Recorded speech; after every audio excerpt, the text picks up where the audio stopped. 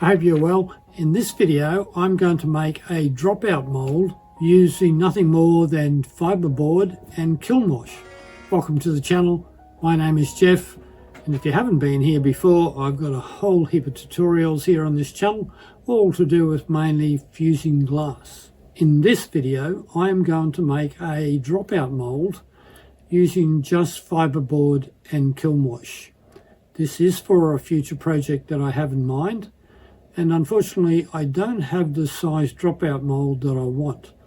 I have a small one that I've used before. You will have seen it in previous videos, but that's the only one I have. And I do want a round one. I don't want a square one, because I do have another square one as well. But that has basically inspired me to go and make a new mould out of fibreboard. I've done this before quite some time ago. I haven't got a video about it. There is an article on a website, my website, but I haven't done a video, and I think doing a video about it would be very informative for you. So I hope you'll enjoy it. Now, please, if you like the video and you think somebody else will like it as well, share it around, put it on social media channels and so forth. And if you really like it, think about subscribing or becoming a member. In the memberships, I do have extra videos for you. These are generally about tests that I perform, and I'm usually putting out 1 or 2 a month. So consider that if you are right into glass fusing, because I think there's some value in there for you. I'll just get straight on to it and I'll show you what I'm going to do. So the first thing I want to show you is my existing dropout mould. This one is about 12 centimeters across. I want one that's about 20 centimeters across, so it's substantially bigger, because I just simply want to make a bigger bowl. And this is what I'm going to make it out of. This is fibreboard. It is this is quite a large sheet, and I keep it in this plastic bag. And you can see there on the edge, it is quite thick. It is actually 12 mils thick. And what I'm going to do is I'm going to cut a square out of it to start off with. Then I'm going to cut a hole out of that, and I'm going to use kiln wash. I've got some Primo primer here, which I suppose you may have or may not have, but you can get whatever you want and use. And I'm going to put about half a dozen coats on this. I'm not going to totally saturate it.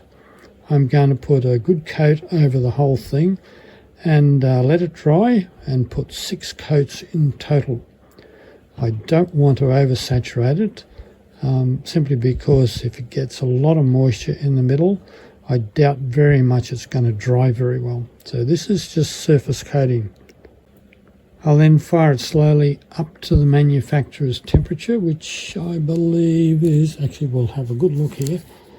On this one it is 288C. Hold it there for about 20 minutes. And I'll actually stop it on the way up at about, I think I normally do it about 90C. Give it some time, make sure that it's a bit drier, and then continue on up to that manufacturer's temp.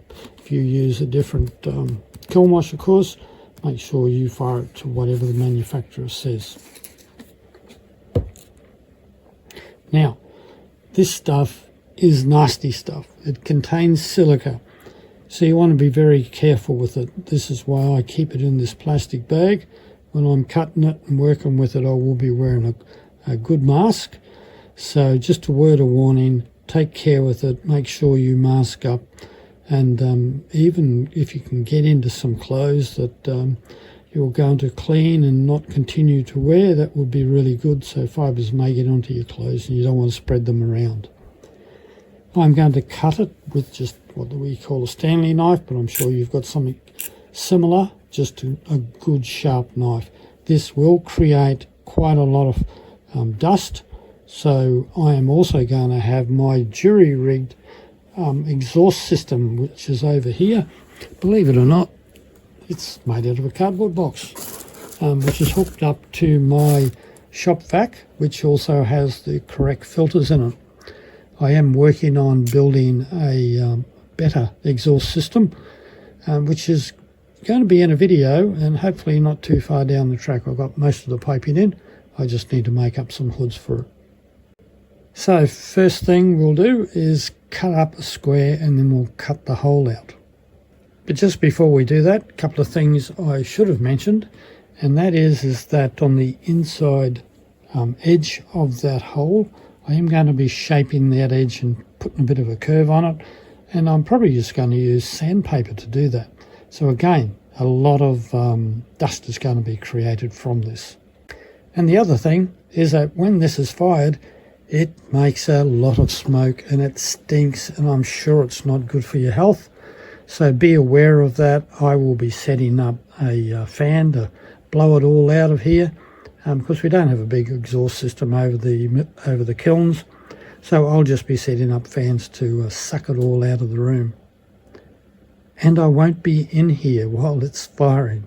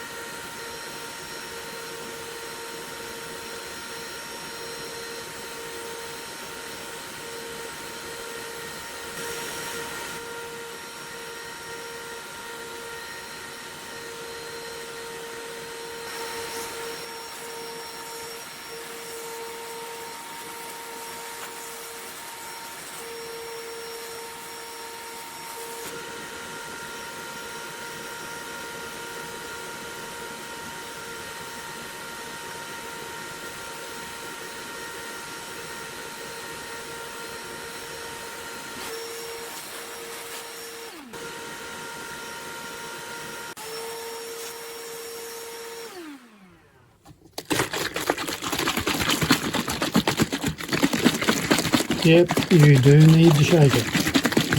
I've got some kiln wash here, all mixed up. It's a 1:5 ratio. That's 1 powder, obviously, to 5 water. It's been sitting so it has settled out, and I've just got to shake it up. So I'll keep shaking it. Actually, I'll stop so you can hear me. And then I've got my mould sitting in this container. I've got it supported so it's off the actual floor. I'm just going to now coat it all with that shelf primer.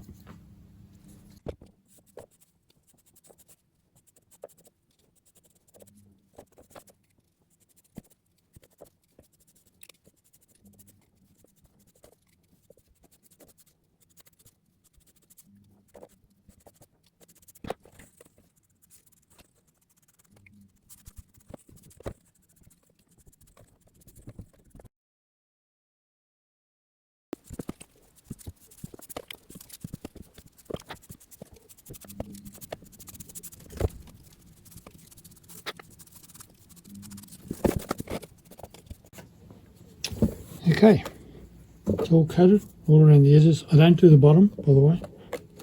So now I'll just leave that sit there. I'll cover it and we'll let it all dry. And that'll be coat 1. Now I've put 2 coats on so far. I have fired each coat in the kiln to make sure it's nice and dry. I took it straight up to 90 degrees, well below boiling point, and held it there for about 2 hours. And that ensured each coat was well and truly dry. I did vent the kiln, by the way, so make sure you vent your kiln. Now I've done 2 coats. I'm about to do the 3rd coat, but before I do that, I've also taken some fine sandpaper, which unfortunately I didn't video, and I've been over the entire mould here and tried to shape the curve, get rid of all that hairiness. The kiln wash lifts the fibre and you get a very rough surface. With a little bit of fine sandpaper, you get it back to a nice fine surface. Now, I'm going to put another coat on now, which is my 3rd coat, and that'll go on the kiln as well. Same thing, up to 90 degrees C, and I'll hold it there for 2 hours before I do my next coat.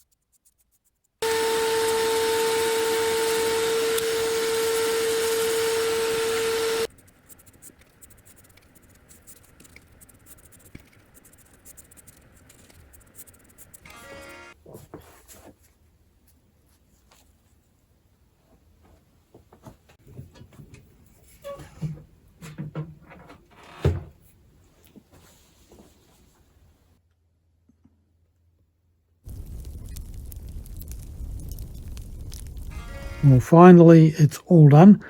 The last coat has been fired, and this time it was fired right up to a slumping temperature. In the others I went up to 90 degrees, held it there for a couple of hours so it dried out. In this particular one, the last one, I took it up to the 90 degrees, held it there for 2 hours, then took it all the way up to 280, and then held it there for 20 minutes, which is what the manufacturer recommends. Then I took it up to 670, a high slump, and held it there for another 20 minutes. Now, believe me, this generates some smoke and it stinks like you wouldn't believe. You need to vent your kiln. I vented it up to the 280, actually I went up to 300. So it was well past the 280 before I closed the kiln. And when I come down here to close that kiln, believe me, it stunk. Even though I had all the doors open and it was freezing cold in here because the breeze blowing through, it still stunk. And I'm sure it's not good for your health to breathe it in. So if you do this, make sure you got a well ventilated area around your kiln and you stay away from it until it's completed. So that's what it looks like after all of that. We do now have a mould ready to go. Just show you the back of it. That's what it looks like on the back. So everything's cured and all ready to go. This is not, as you can see, it's not that thick and it is fragile to a point. This is the first time I've done a ring mould this size. I've done square ones smaller, but I haven't done a ring mould this size. So hopefully it's going to be fine. When I use it, it'll be well supported, and obviously we're not taking anything up to a high fusing temperature when we do this, so I'm not going to have the danger of glass flowing anywhere, but if it does break, I'll just have a mess on my kiln shelf. Yes, I probably look a little different. I am using a gimbal with the camera on it now, instead of using my tripod. It's something I've bought because I'm going to Japan in September. My son is having his formal Japanese wedding over there. Never been to Japan, in fact, never been out of Australia. So we're going to Japan for that, and I want to look like a real tourist and have a gimbal carrying that around all the streets. You know, got to have a bit of fun, haven't we? And I'll show some of the video when I get back. Anyway, back to our mould. The mould is all complete. It's ready to be used. I'm already working on a project for that, and hopefully you'll see that very soon. And both of us will have a little experience trying it out. Hopefully it won't break, because there'll be a bit of weight in glass on the top of that. So new experience, got to have them. Life's too short not to have them. Now, any questions, please put them in the comments section below and I'll try and answer them. Any other comments, put them in there as well. I love comments because it gives me a good feedback as to how I'm going with these videos.